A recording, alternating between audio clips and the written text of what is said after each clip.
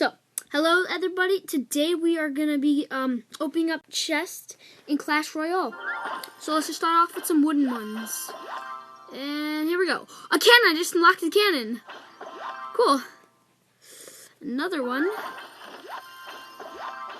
And I just unlocked barbarians. That's pretty cool.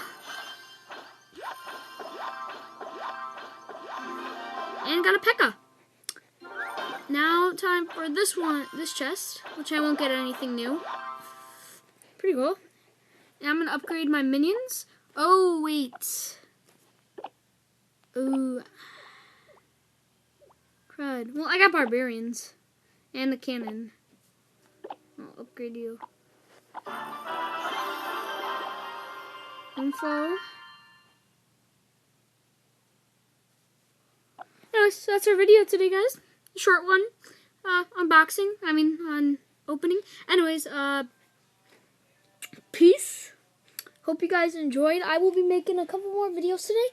And go check out Anime King 1's video of us opening up a 10 of Pokemon cards we found at behind this Shell gas station, which we live by, which is called Markley's. It was pretty cool. There was actually 2 of them in this cardboard box, and it was awesome. So, peace.